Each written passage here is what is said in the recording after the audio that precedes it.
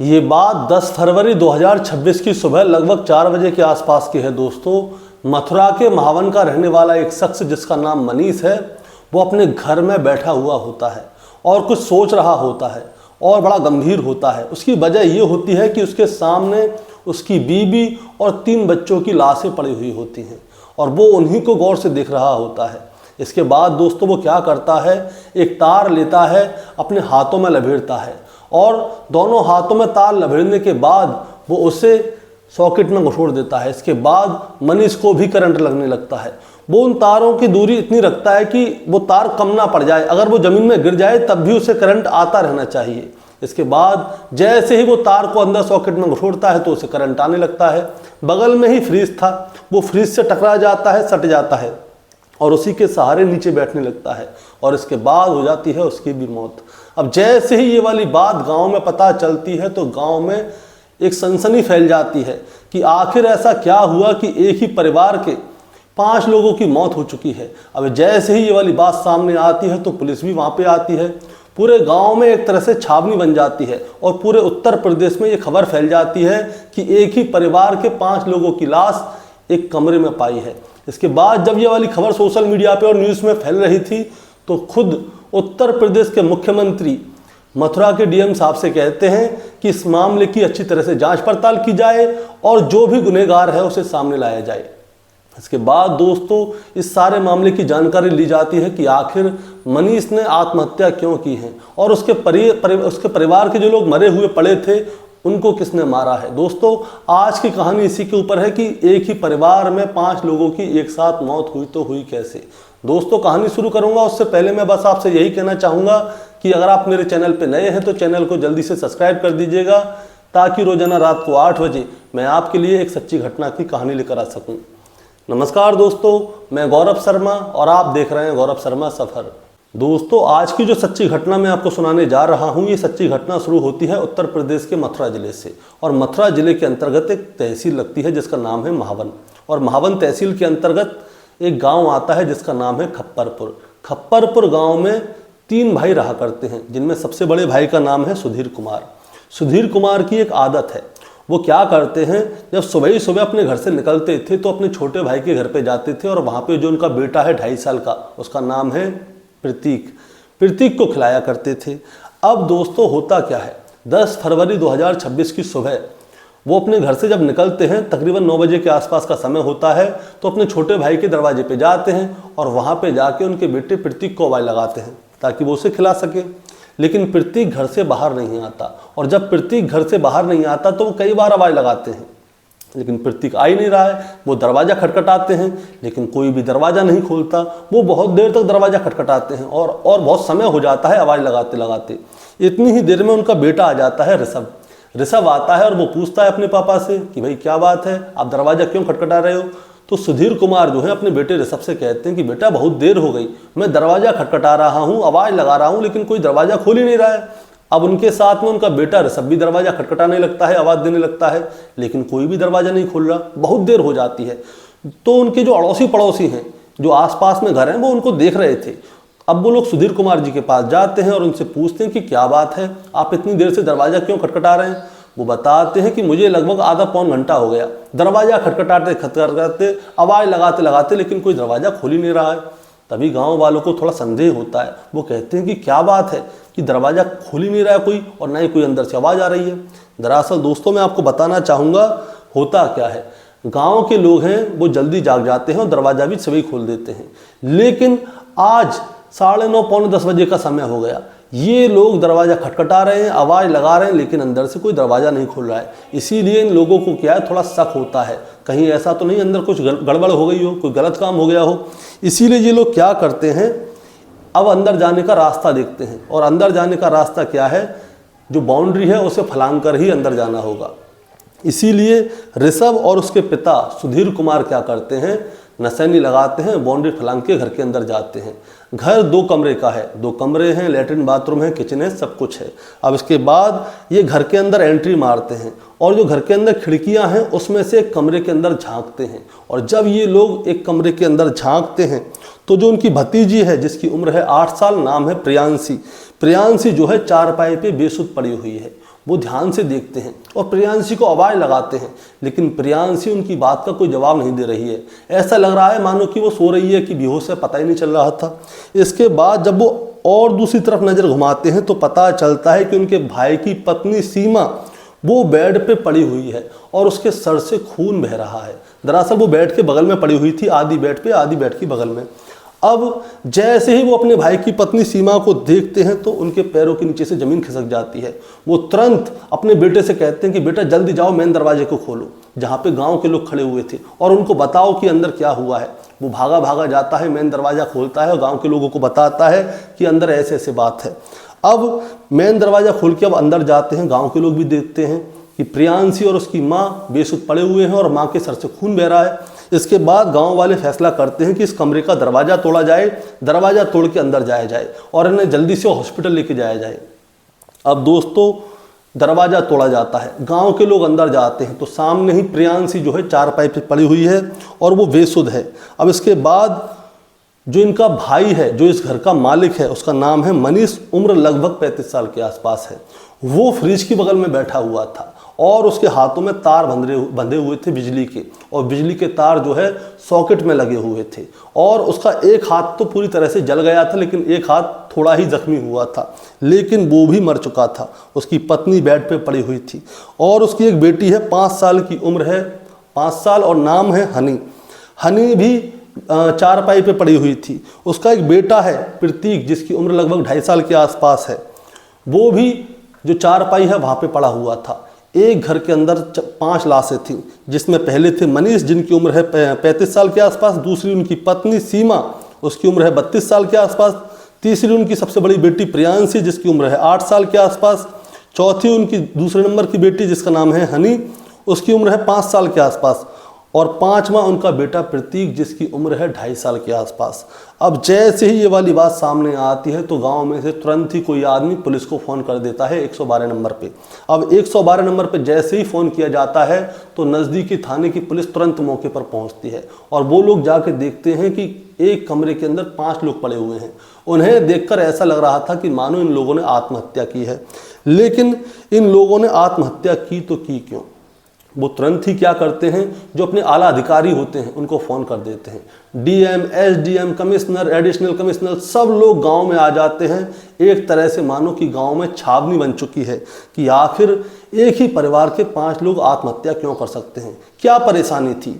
अब दोस्तों लाशों को जब्त किया जाता है और फिर इन्हें पोस्टमार्टम के लिए भेजा जाता है, और इसके बाद ये वाली खबर जो है सोशल मीडिया हो, चाहे प्रिंट मीडिया हो, चाहे इलेक्ट्रिकल मीडिया हो, सब जगह फैल जाती है कि उत्तर प्रदेश के मथुरा जिले में महावन तहसील के अंतर्गत खप्परपुर गांव है और खप्परपुर गांव के अंदर एक ही परिवार के 5 लोगों ने एक साथ आत्महत्या कर ली है। अब जैसे ही ये वाली बात सामने आती है तो ये वाली खबर जो है उत्तर प्रदेश के चीफ मिनिस्टर यानी कि मुख्यमंत्री योगी आदित्यनाथ जी तक पहुँच जाती है। तो उनके पास जैसे ही ये खबर पहुँचती है तो वो मथुरा के जो अधिकारी हैं, डीएम साहब हैं चाहे कमिश्नर हैं, उनको फ़ोन करके कहते हैं कि एक ही परिवार के 5 लोग क्यों मरे हैं, आखिर ऐसी क्या वजह है, क्या किसी ने इनको परेशान किया था या किसी ने इनके ऊपर दबाव डाला था कि एक ही परिवार के 5 लोगों ने एक साथ आत्महत्या कर ली। अब जैसे ही ये वाली बात सामने आती है तो पुलिस वालों के ऊपर प्रेशर पड़ता है। मुख्यमंत्री जी कहते हैं कि इस मामले को अच्छी तरह से छानबीन की जाए और जो भी दोषी है उसको गिरफ्तार किया जाए। अब इसके बाद क्या होता है, पुलिस जो है अपने काम में लग जाती है, और जब पुलिस काम में लगती है तो पता चलता है कि दीवार पे एक मैसेज था। उसी कमरे के अंदर दीवार पे एक मैसेज दिखता है पुलिस वालों को, और उस मैसेज में लिखा हुआ था कि मैंने और मेरे परिवार ने खुद ही आत्महत्या की है, इसके लिए किसी को भी परेशान ना किया जाए। अब दीवार पे मैसेज पहले से लिखा हुआ है। अब दीवार पे जब मैसेज था इसका मतलब ये है कमरे का गेट अंदर से बंद था, इन लोगों ने जब आत्महत्या की होगी तभी ये मैसेज दीवार पे लिखा होगा। इसके बाद जब घर की तलाशी ली जाती है तो एक डायरी मिलती है। डायरी में ज़्यादातर पन्ने फटे हुए थे, लेकिन 3 पन्नों पे 3 मैसेज लिखे हुए थे। अब होता क्या है दोस्तों, ये 3 मैसेज क्या थे, किस लिए थे और क्यों लिखे गए थे, बस यही देखना था।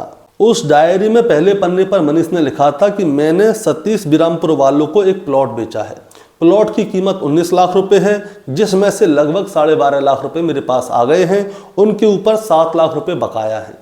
7 लाख रुपए बकाया होने की वजह भी लिखी थी। उन्होंने बताया था कि जो प्लॉट है उसका साइज कुछ बड़ा है, इसीलिए उस प्लॉट की दोबारा से नपाई होगी। नपाई के बाद में जो साइज बढ़ेगा या घटेगा उसके हिसाब से पैसे कमती भर्ती होंगे। और उनका मेरे आत्महत्या से कोई लेना देना नहीं है, उनको भी परेशान ना किया जाए। उनके ऊपर मेरे 7 लाख रुपए के आसपास चाहिए। उन्होंने मुझसे 6 महीने का समय मांगा है 7 लाख रुपए देने के लिए, तो उनसे जो है पैसे ले लिए जाएं। और दूसरे पन्ने पे लिखा था कि किसी को परेशान ना किया जाए, जो भी मैं कर रहा हूँ अपनी मर्जी से कर रहा हूँ। तीसरे पन्ने पे लिखा हुआ था कि मेरे मन में एक दुख है, उस दुख की वजह से मैं आत्महत्या कर रहा हूँ। अब दोस्तों दुख क्या है, ये वाली बात भी पुलिस वालों को जाननी थी। इसके बाद में क्या होता है, जब घर की अच्छी तरह से तलाशी होती है तो घर के अंदर मनीष का मोबाइल मिलता है। अब जैसे ही मनीष का मोबाइल मिलता है तो ये देखा जाता है कि मनीष ने आखिरी बार किससे बात की थी, उसके फ़ोन में किससे बात होती है। ऐसा तो नहीं किसी ने उसको परेशान किया हो। उसके फ़ोन की पूरी डिटेल ली जाती है, उसकी गैलरी चेक की जाती है। और जब उसकी गैलरी चेक की जाती है तो उसके अंदर एक वीडियो मैसेज मिलता है जो कि लगभग 1 मिनट 10 सेकंड का होता है। और उस वीडियो मैसेज में भी मनीष ने यही वाली बात बोली थी कि हम लोग ये आत्महत्या खुद कर रहे हैं, हमारी वजह से किसी को परेशान ना किया जाए, और मेरे मन में एक दुख है, उस दुख की वजह से मैंने ये आत्महत्या की है। अब जैसे ही ये वाली बात सामने आती है तो मोबाइल जो है एक्सपर्ट्स के पास जाता है। और एक्सपर्ट्स के पास जब ये मोबाइल जाता है तो वो लोग देखते हैं कि ये जो मैसेज है मनीष ने बनाया था सुबह लगभग 4 साढ़े 4 बजे के आसपास, और तारीख थी 10 तारीख 2026, और 1 मिनट 10 सेकंड लंबा मैसेज था। अब पुलिस वाले क्या है, मनीष और उसकी पत्नी के बारे में जानकारी लेना चाहते हैं कि कहीं ऐसा तो नहीं कि मनीष ने अपनी पत्नी की वजह से आत्महत्या कर ली हो, कोई मनीष की पत्नी की कोई बात हो। अब जब पुलिस वाले जांच पड़ताल करते हैं तो पता चलता है कि मनीष और उसकी पत्नी सीमा की शादी आज से लगभग 8 साल पहले हुई थी। सीमा हाथरस के मंडनिया गांव की रहने वाली है, और सीमा जो है अपने माता पिता की इकलौती लड़की है। माता पिता घर पे रहते हैं, और जो सीमा की माँ है वो ज़्यादातर बीमार रहती है। इसीलिए सीमा क्या करती थी, अपने घर को भी देखती थी, अपने माता पिता के घर को भी देखती थी, क्योंकि माता पिता बीमार थे। अब सीमा क्या करती थी, अपने घर पे तो रहती थी, लेकिन जैसे ही उसको समय मिलता था तो वो अपनी माँ को देखने के लिए गांव चली जाती थी। और जब वो आखिरी बार अपनी माँ से मिलने के लिए गई थी तो उसने बोला था कि 10 फरवरी 2026 को मैं आऊँगी, और अब की बार अपने बच्चों को भी लेके आऊँगी और कुछ दिनों के लिए यहाँ पे छोड़ जाऊँगी। अब इसके बाद मनीष की जानकारी ली जाती है। मनीष के टोटल 6 भाई बहन हैं, 3 बहन हैं और 3 भाई हैं, और तीनों और 6 की शादी हो चुकी है। मनीष की भी शादी हो चुकी थी। मनीष के 3 बच्चे हैं। मनीष के हिस्से में उसकी पैतृक संपत्ति जो उसके दादा पिताजी से मिली थी वो 3 बीघा जमीन थी, और मनीष के ससुराल से भी मनीष को 3 बीघा जमीन मिली थी। और जब मनीष के सास ससुर खत्म हो जाते उसके बाद जो उनका घर है, उनका जो भी है पैसा जेवरात सब मनीष को मिलता। लेकिन सवाल यही है कि आखिर मनीष ने आत्महत्या क्यों की। सब लोग यही सोच रहे थे कि आखिर आत्महत्या करने की वजह क्या है, और जो उसके मन में दुख है वो दुख क्या है। अब मैं दोस्तों बताना चाहता हूँ, जब पुलिस वालों ने उसके घर की अच्छी तरह से तलाशी ली थी तो घर में 3 खाली गिलास मिलते हैं, और खाली गिलास होते हैं वो दूध के। अब मनीष ने किया क्या होगा, मनीष ने पहले बेहोशी की दवाई या नींद की दवाई उन गिलासों में डाली होगी। उसके बाद वो दूध के गिलास जो है अपने बच्चों को दे दिए। बच्चों ने दूध पी दिया। उसके बाद वो सभी लोग सो गए। समय रहा था सुबह तकरीबन 3-4 बजे के आसपास, और 3-4 बजे के आसपास का जब समय था तो मनीष जाग जाता है। और मनीष जब जागता है तो सबसे पहले वो अपनी पत्नी जो सीमा है उसकी हत्या करता है। पहले तो वो उसका गला घोंटता है, और गला घोंटने के बाद जब सीमा मरती नहीं है तो उसके सर पे किसी भारी चीज़ से हमला करता है। इसीलिए सीमा के सर से खून निकल रहा था, और फिर गला घोंट के सीमा की हत्या कर देता है। इसके बाद क्या होता है दोस्तों, जो उसकी 8 साल की बेटी है प्रियांशी, वो प्रियांशी का गला घोंटता है, उसकी हत्या करता है। फिर जो बेटा है उसकी हत्या करता है, और जो 5 साल की बेटी है हनी, उसकी भी हत्या कर देता है। और इन सब की हत्या करने के बाद, यानी कि अब तक उसने 4 हत्याएं कर दी हैं, 20-25 मिनट तक उनके पास बैठता है और देखता है कि आखिर उसने क्या किया क्या नहीं किया। और उसके बाद वो लाता है एक तार, लेकिन उससे पहले वो क्या करता है, एक वीडियो मैसेज बनाता है सुबह 4 बजे, और उसमें वो बोल देता है कि किसी का मेरे आत्महत्या से कोई लेना देना नहीं है, किसी को परेशान ना किया जाए। इसके बाद वो तार लेकर आता है, तार को सॉकेट में घोंटता है और फिर अपने हाथों पर लपेट देता है, जिसकी वजह से करंट लगने की वजह से उसकी मौत हो जाती है। अब वो खुद को करंट लगाता है, आत्महत्या कर लेता है। अब ये वाली जानकारी जो है पुलिस को मिलती है। पुलिस को ये भी अब पुलिस वाले क्या करते हैं, मनीष के पास कितने पैसे हैं ये सारी जानकारी लेते हैं। मनीष के पास जो है 6 बीघा ज़मीन थी और उसकी पत्नी सीमा के खाते में लगभग 7 लाख रुपए के आसपास थे। लेकिन मनीष ने आत्महत्या में जो वीडियो बनाया था उसमें ये वाली बात बोली थी कि मेरे मन में एक दुख है, और जो उसने सुसाइड नोट लिखा था उसमें भी ये वाली बात बोली थी कि मेरे मन में एक दुख है। अब उसकी पत्नी के अकाउंट में 7 लाख रुपए के आसपास, उसके पास तकरीबन 6 बीघा ज़मीन है, कुछ समय पहले उसने एक प्लॉट बेचा है, उसके पैसे आ रहे हैं, बच्चे अच्छी तरह से चल रहे हैं, परिवार में किसी भी चीज़ की कोई कमी नहीं थी। लेकिन मनीष के मन में दुख था। अब वो दुख क्या था यही पुलिस जानना चाहती थी। और जब इस दुख की जानकारी मिलती है तो पता चलता है एक मंदिर का नाम, और मंदिर में बांधी गई पोटली। उस पोटली को लेकर सब लोग इसी चीज़ से जुड़ रहे थे। दरअसल दोस्तों होता क्या है, शाहपुर में एक हवेली है और उस हवेली के अंदर एक मंदिर है जो कि आज से लगभग 10 साल पहले बना था। मनीष ने वहाँ पे श्रमदान किया था, यानी कि वहाँ पे मजदूरी की थी, और मजदूरी करने के बाद मनीष लगभग 3 महीने से वहाँ पे जो मंदिर है वहाँ पे मंगलवार और शनिवार को जाता था। और मंगलवार शनिवार को क्यों जाता था उसकी एक वजह थी। मनीष को जो है पहले शराब पीने की बहुत ज़्यादा लत थी। इतनी शराब पीता था कि सुबह हो दोपहर हो शाम हो वो हमेशा शराब पीता रहता था, और 3 साल से उसने शराब बिल्कुल छोड़ दी थी, उससे हाथ नहीं लगाता था, और इसीलिए वो दर्शन करने के लिए जाता था। अब उसने कुछ समय पहले ज़मीन भी बेची थी, उसका पैसा भी उसको ईमानदारी से मिल रहा था, उसने चिट्ठी में भी लिखा था, वीडियो में भी बताया था।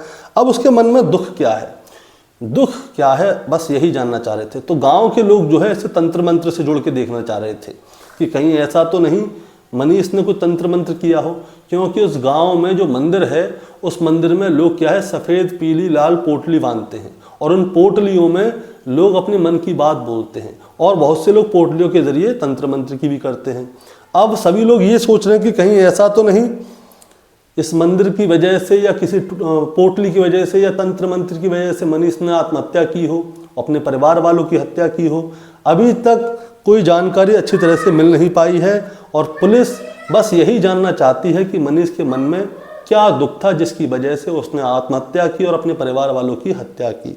अब जो सीमा के परिवार वाले हैं, जब उनसे बात की गई तो सीमा के परिवार वालों ने मनीष के परिवार वालों के ऊपर उंगली उठाई कि इन लोगों की वजह से ही मनीष ने आत्महत्या की है, अपनी पत्नी की हत्या की है और 3 बच्चों की हत्या की है। और जब मनीष के परिवार वालों से बात की जाती है तो मनीष के परिवार वाले उसकी पत्नी सीमा के ऊपर और उसके परिवार वालों के ऊपर उंगली उठाते हैं। अब हत्या की किसकी वजह से, ये एक राज है, और राज मनीष और उसके परिवार वालों के साथ ही चला गया है। अगर किसी की जबान खुलती है पुलिस के सामने तो शायद ये वाली जानकारी भी मिल जाए। लेकिन दोस्तों इस कहानी को सुनाने का मतलब आपको परेशान करना नहीं है, आपको विचलित करना नहीं है, बस आपको बताना है, जताना है। होता क्या है, लोगों के मन में बहुत तरह के दुख होते हैं, और वो लोग क्या करते हैं, कमज़ोर दिल के होते हैं, और वो अपने मन की बात को किसी को शेयर नहीं कर पाते, और जब वो शेयर नहीं कर पाते तो वो लोग गलत कदम उठा लेते हैं। बहुत से लोग तो खुद आत्महत्या करते हैं, और बहुत से मनीष जैसे होते हैं अपने साथ साथ अपने परिवार की भी हत्या कर देते हैं।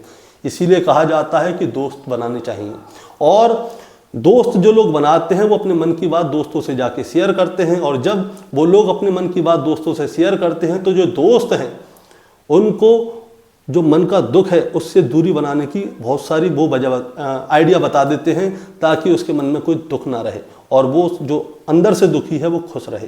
दोस्तों आपका क्या कहना है इस कहानी के बारे में, आप ज़रा हमें कमेंट में बताएं। चैनल पे नए हैं तो सब्सक्राइब करके जाएं, ताकि रोजाना रात को 8 बजे मैं आपके लिए एक सच्ची घटना की कहानी लेकर आ सकूं। नमस्कार।